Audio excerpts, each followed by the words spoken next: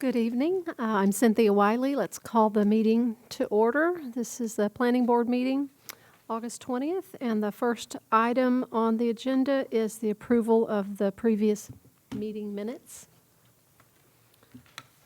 from July 16th.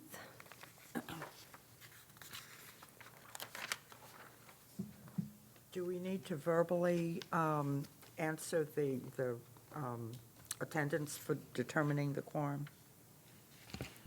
Yes, if you can state your name for record from left to right, please. State your name and say here. Kim Sandoval. Meg Fielding here. Cynthia Wiley. Ken Curtis. Sidney Sandy. And a quorum is determined. You guys can proceed. Thank you. Thank you.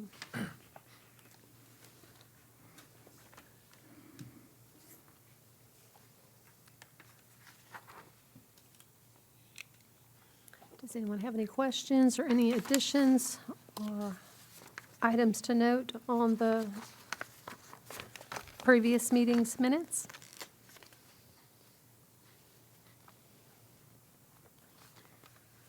I move that the minutes from the July 16th, 2024 meeting be approved as presented. I second the motion. All approved? Aye. Any opposed? Okay, motion passed. Minutes are approved. Now let's move on to new business. The first agenda item is CZ 24-0100, Old Hickory Stinson Hardis rezoning. Yes, my name is Tim Jones. Thank you, Planning Board and Chair. This request is to rezone 3 parcels in Old Hickory Business Park from CZ GBD to CZL1, which that's General Business District for GBD, and L1 is light industrial. The 3 parcels are listed on the screen, basically cover what's known in Old Hickory Business Park as Lot 19, Lot 20, and Lot 21. It's located at the intersection of Stinson Hardis and Indian Trail Fairview Roads. The intent is to conditionally modify the 3 GBD parcels in the original Old Hickory Business Park Planned Industrial Zoning District, PID. It's ZM. Didn't we talk about this a couple of months ago? Well, as your memory serves you correct, we had pretty much this identical case for the parcel on the opposite corner across Stinson Hardis for AxiFlow. And it passed. So it passed Planning Board and it passed Town Council. Okay.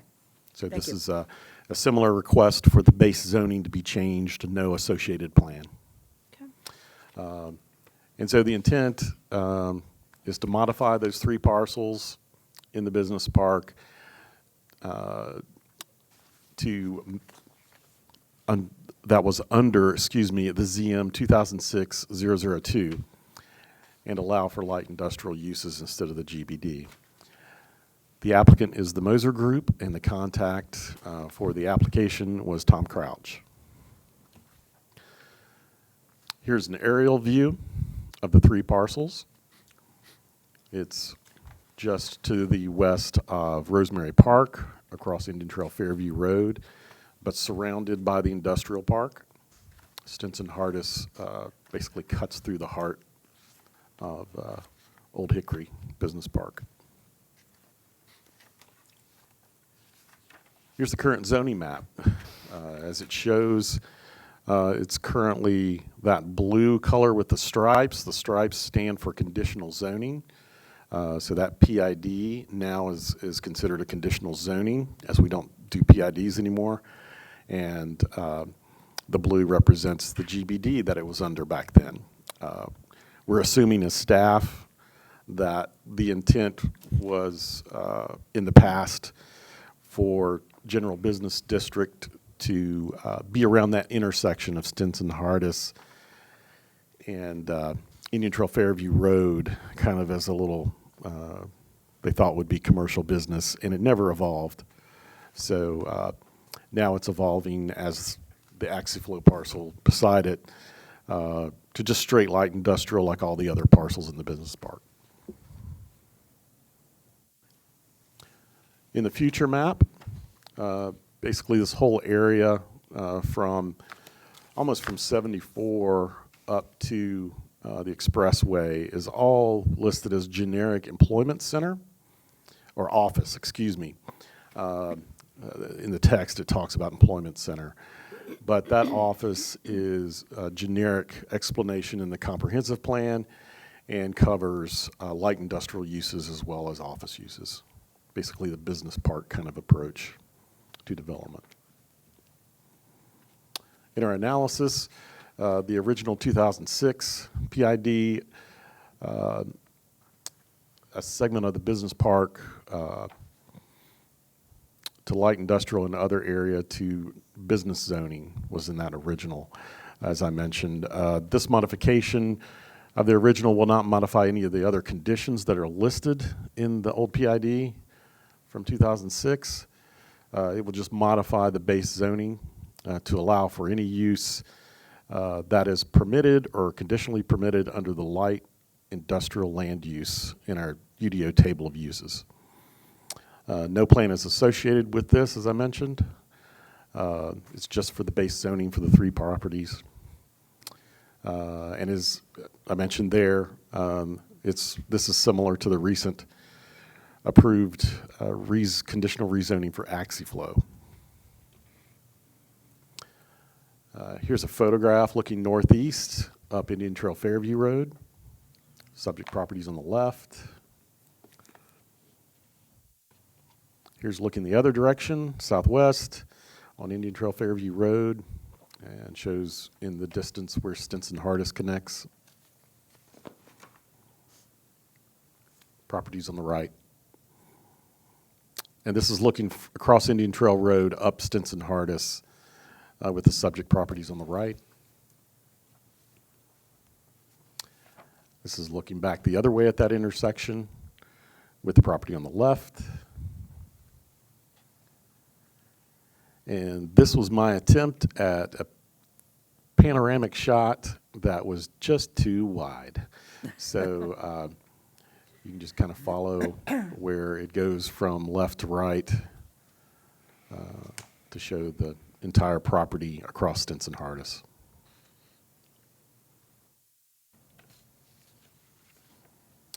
Project elements, as previously mentioned, the request is to just modify the base zoning of the original PID.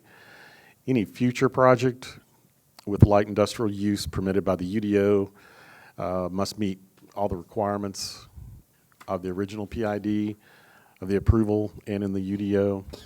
If a future plan is submitted, the concept must go through any conditional zoning if the table of permitted uses says it is. The other permitted areas, like I mentioned there, if there's no conditional zoning required, or if the use is permitted by right, then it goes straight into site construction plans and must be reviewed by the town at that point and meet the requirements then. For the comprehensive plan, the area encompassing Old Hickory Business Park was to be a regional employment center. As for this employment center in future map, calling for a generic office, like I mentioned, the interpretation is both office and light industrial type uses. So proposed conditions, these are brought over from the other generic conditions in the AxiFlow case. But basically, the development on the property shall comply with all other applicable requirements of the Town of Indian Trail Unified Development Ordinance. The conditions set forth in the PID, other than the base zoning, shall still apply. The architecture for the building shall follow our UDO standards and will be reviewed under site plan review. Unless it's conditional, then some generic concepts can be reviewed at that time. Compliance with town engineering and NCDOT requirements. So pretty generic, but to help it stand aside.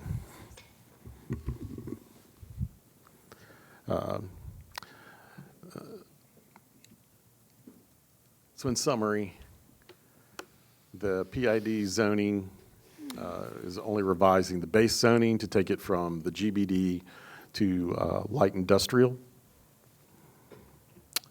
The request is consistent, reasonable, and in the public interest as it promotes comprehensive plan goals for land use, housing goal, promoting a variety of land uses within each of the villages that are spelled out in the comprehensive plan, and avoid potential land use conflicts between neighboring properties and surrounding municipalities.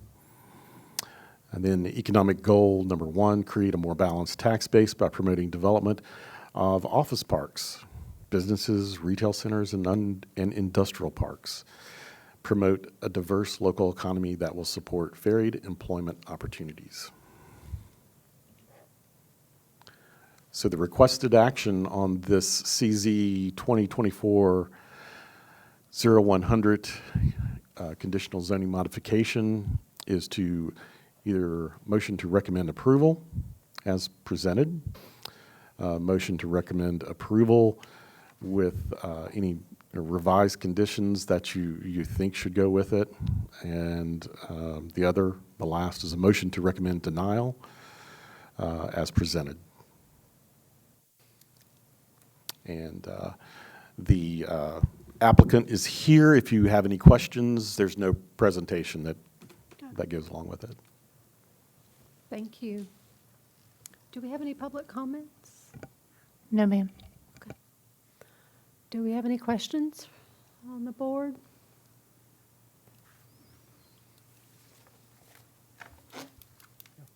No questions? I'd love to entertain a motion if we don't have any questions. It sounds like this is pretty consistent and reasonable. I guess the only question I do have before we entertain a motion, remind me again, what are the difference? What is it that we can do with light industrial that we couldn't have done with the general business district? It's just creating Yeah. more uniformity with everything that's around it? Yeah, with the general business district, it will not allow some of the uses that are currently occurring in Old Hickory in the other areas that are light industrial, such as like warehousing, any kind of light manufacturing. The general business would not get into permitting those. And this will just allow them opportunities like their neighbors around them in the business park. Okay. All right. Thank you.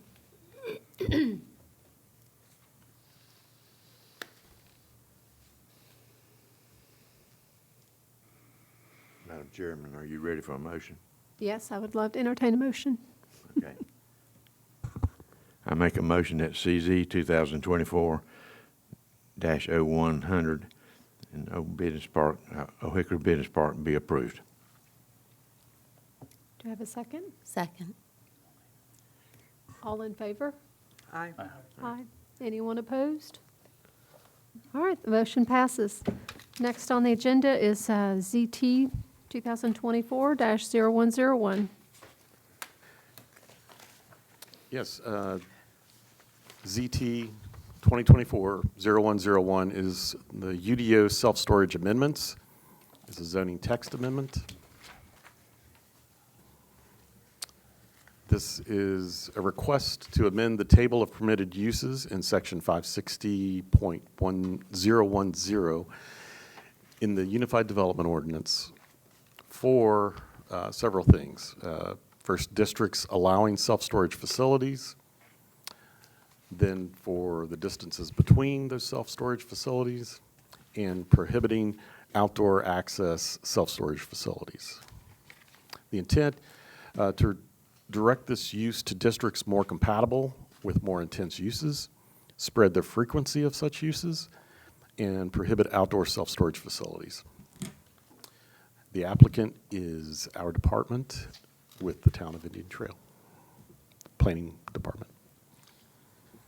Analysis overview. The increased demand for self-storage facilities, indoor and outdoor in Indian Trail, has increased. This demand has further been stressed or exacerbated by the recent sewer capacity problems. And so we've seen with requests for businesses such as hotels. We've had a couple of hotel situations that requested lots of sewer service, and we've actually had one where self-storage came in instead of that, and so the hotel's gone. So, but this distance would spread such a facility out if another self-storage facility was in the area. Currently, there are self-storage facilities being constructed not far from others, and it's occurring more frequently. Concentration of the use in commercial districts, result in negative visual impacts, which typically have the appearance of light industrial buildings. They can be more of an intense use, even though they, for some of the indoors, they try to dress them up, but they still have somewhat of an industrial appearance and use for most of them. Self-storage facilities are more intensive a use. They're really somewhat related to just storage in general, like we have in light industrial areas. And they can stand out if we have especially multiple types of those businesses in an area. The town wishes also to promote uses that produce jobs, and these facilities provide minimal jobs to operate. And we don't want multiple such facilities taking up areas that could have more of a light industrial, like manufacturing, where they could have anywhere from 20 to 50. We really want those job producers to come to us. So this is the actual change that was in your staff report.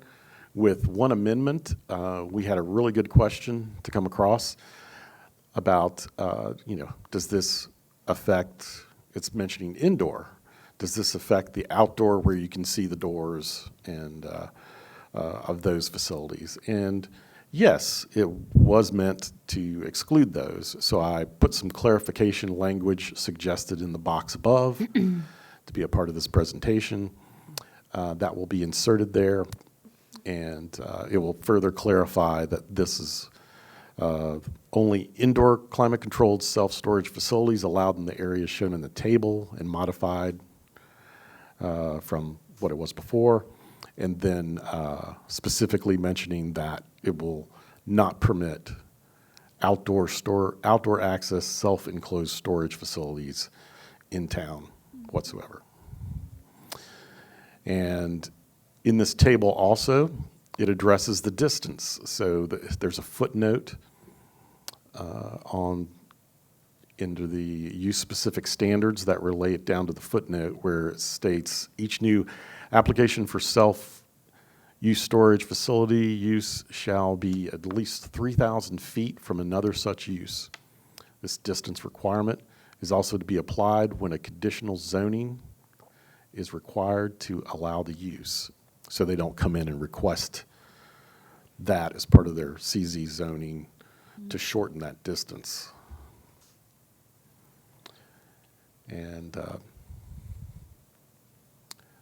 so you see in some of these areas, we're removing it from some of the commercial areas where it was previously and in the overlays, because we want to move this use into a light industrial area and get it off our main, especially our main thoroughfare roads, our main corridors, and place it there.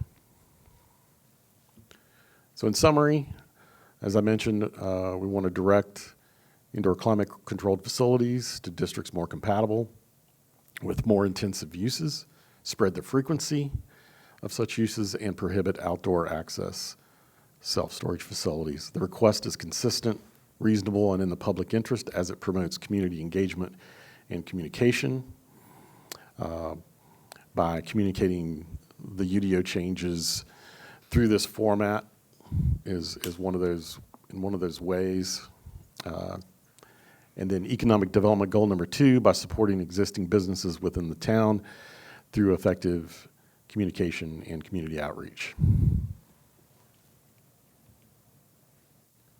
So the requested action is similar as before, to recommend approval of this zoning text amendment request ZT 2024-0101 as presented, or a motion to recommend it with some kind of revised text, or to recommend denial of the zoning text amendment as presented. Thank you. Do we have any public comments? No, ma'am. And do we have any questions from board members? So explain the rationale behind not allowing outdoor storage facilities in the 2 industrial areas, whereas this is allowing indoor facilities. Exactly. It's still, it's not producing jobs or anything like that. So what's the rationale behind not permitting the outdoor use storage facilities in those two areas Sure, that you recommend? sure, no problem. Because the outdoor storage is even more difficult to meet our, even in the light industrial areas, we have front facade requirements and design standards for the Sure. view. And so outdoor storage facilities are worse than the indoor. They are usually viewed, portions of it are usually very visible through the fence, through the gate areas. Yeah, but we're still talking light industrial areas, though. I mean, Some of the light industrial areas are more visible from a roadway than others. Right. So we could still have both. We could have some that are kind of hidden off the beaten Right. path, deep in the business park, and some that are further to the perimeter, and or a standalone light industrial lot. right. But could some of those concerns be addressed through design standards? I don't believe so completely for the one with the outdoor doors showing. Those are more difficult, as we've seen in our reviews. But that's not on us I mean, if the town, I mean, that's for the developer or whoever to meet those standards as we define them. Let me just give you an example of how we arrived at this. So you may think of light industrial as tucked away, and if it was, just that case, tucked away into the industrial parks where nobody saw it, then we would be looking at permitting it by right. We took one example, the case that Tim was referring to, where we had a hotel approved for that site and the self-storage came in. If you're familiar, that's Indian Trail Fairview and Highway 74 behind Circle K and the Starbucks. So we just looked at that road, for instance. There is light industrial parcels that front Indian Trail Fairview. There is a proposed storage just 2 parcels down on 74. There's the one that's being constructed behind Circle K. There's one that's already existing a little closer to the bypass. So what we saw is you literally could take that Hemby Bridge exit off of the bypass, and as you're coming into Indian Trail, it would be welcome to self-storage city Right, kind of but- thing is what we were thinking of. So there's a lot of... I understand that's why the distances and to increase that to. But I say that too to show you that there's light industrial properties that are on prime roads, not just hidden in industrial parks. We also frankly discuss the outdoor, the older style roll-ups. Indian Trail has higher design standards than most municipalities. We like to think of ourselves as, a little higher caliber. You do not see the more quality development putting those in. That is more of an old school, cheaper way to do storage, just to be frank about it. Right. I mean, it goes back to the developers meeting what the design standards would be, though. Correct, but I think that we could still end up with some of those. in some cases, but it's painful to go through site plan review with those with all of the loading docks. They're also very low as far as the height of the building, just much cheaper construction.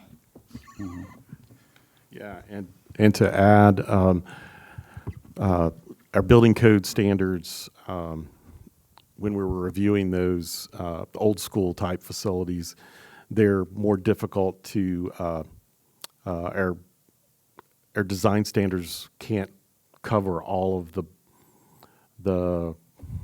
industrial Possibilities. aspect of it. It just doesn't.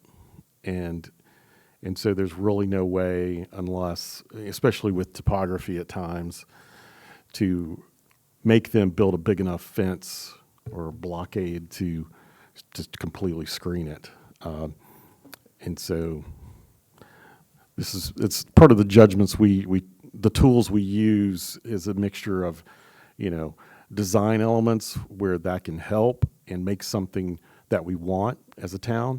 And then there's times where we can't make that work, and we just have to go, it's not permitted here. And that's how we control it. And so if it's not what we want to see. I have a question. So it seems to me it's boiled down to aesthetics.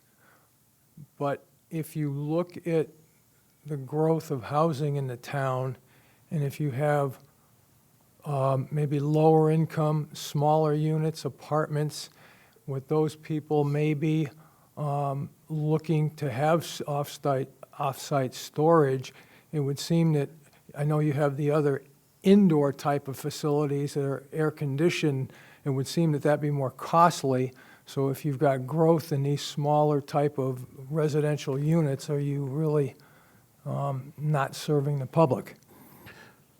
Yeah, we have so many already approved, and another one or two coming online that are going to be under construction.